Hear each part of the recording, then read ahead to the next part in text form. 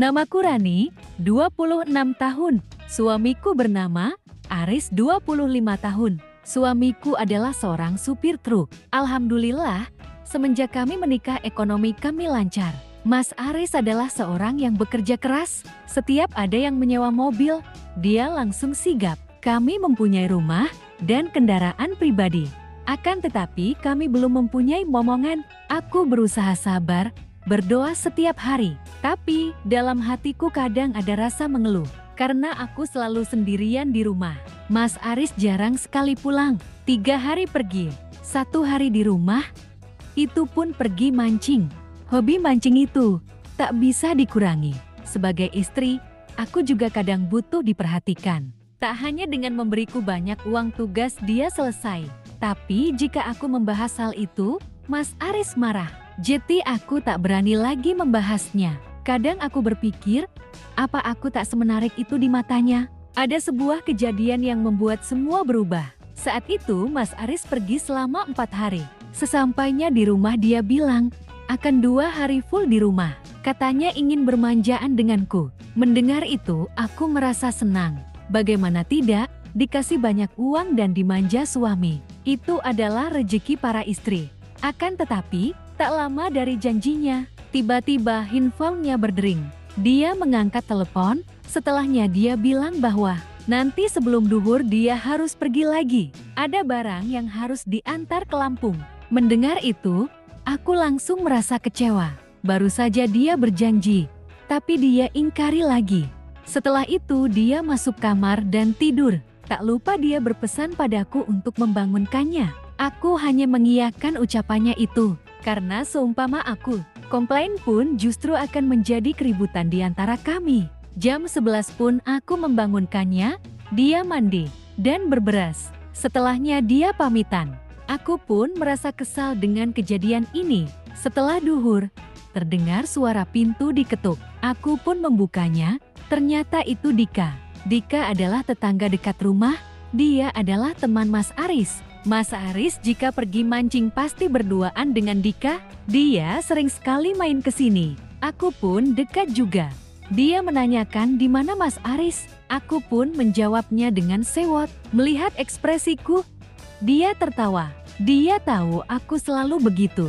Ternyata tak hanya aku yang dibohongi Mas Aris, tapi Dika juga. Mas Aris janji ke Dika untuk mancing hari ini. Mendengar itu aku pun jadi tertawa terbahak-bahak. Mbak, tapi kalau kopi ada kan? Tanya Dika. Dasar kamu, tiap kesini minta kopi mulu. Jawabku. Aku pun menyuruhnya masuk dan membuatkan dia kopi. Kita saling ngobrol, ngopi dan rokok bareng sambil bercanda. Dika itu belum menikah, aku dan Mas Aris selalu bercandain. Makanya Dik, buruan nikah, biar ada yang buatin kopi. Ucapku. Ini juga dah cari, tapi belum ada yang hilaf. Jawabnya. Kami pun bercanda tawa bersama. Emang? Kamu cari yang kayak gimana sih? Nanti aku cariin. Tanyaku. Yang cantik, putih, dan mulus, kayak yang di depanku. Jawabnya. Bisa aja tukang gombal. Tapi kalau aku nggak mau yang kayak kamu. Ucapku sambil bercanda. Emang kenapa? Tanyanya. Hobinya mancing kayak Mas Aris. Ujungnya aku dianggurin mulu. Jawabku sambil curhat. Ya enggak lah. Kalau aku dapat istri kayak kamu, aku malas mancing. Yang ada malas keluar kamar, jawabnya. Prit, gayamu kayak kuat aja. Paling bentar juga udah tidur. Ujarku. Anak aja. Kalau lawannya kayak kamu, pasti ampe ampun-ampun. Jawabnya sambil meledekku. Yakin? Gak kamu yang kewalahan, balas ledekanku. Oke gini, kalau aku kalah, aku kasih motor baru. Tantangnya. Anak di kamu dong, jawabku.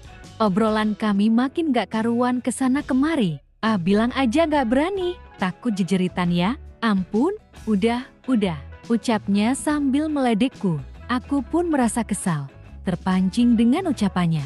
Gak mungkin lah, ucapku kesel. Buktikanlah.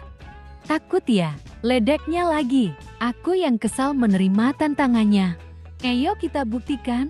Pasti aku dapat motor baru. Ucapku kesal. Aku pun bangkit dari dudukku dan berjalan menuju kamar. Dia pun mengikutinya. Di situ aku memulainya. Aku mulai berkreativitas berkreasi di kamar. Aku berusaha menunjukkan semua keahlianku berkreativitas.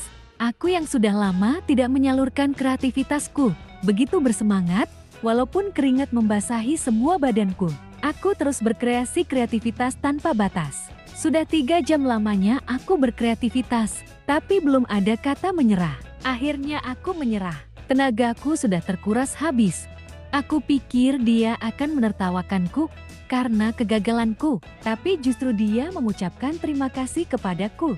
Aku pun tersipu malu, tapi aku heran, kenapa dia sekuat itu? Aku pun kembali ke ruang tamu, dan dia mengikutiku. Aku malu karena telah meremehkannya. Di situ dia kembali meledekku. Akhirnya aku tak jati kehilangan motor baru, ucapnya sambil tersenyum. Aku pun hanya ikut tertawa sambil mencubitinya. Tapi kamu luar biasa sih, ucapnya lagi. Cantik, putih, mulus, pintar berkreasi juga. Wanita idaman banget, ucapnya memujiku. Aku ada sesuatu untukmu, ucapnya kepadaku sambil memainkan handphonenya. Aku pun memperhatikannya sambil berharap apa yang dia kasih. Ternyata dia mentransfer uang kepadaku sebanyak 3 juta. Buat beli baju sama makeup ya, biar makin cantik, ucapnya. Aku pun senyum-senyum dan berterima kasih kepadanya. Jangan terima kasih doang dong, ujarnya. Terus minta apa?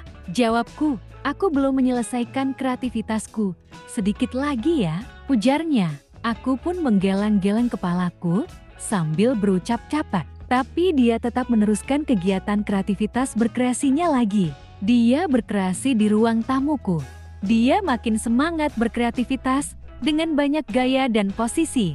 Dia mencoba mencapai puncak kreasinya. Terus dan terus dia semangat berkreativitas. Meski meminta ampun pun percuma, dia keasikan dalam berkreasi, sampai dia menyelesaikan kreativitasnya.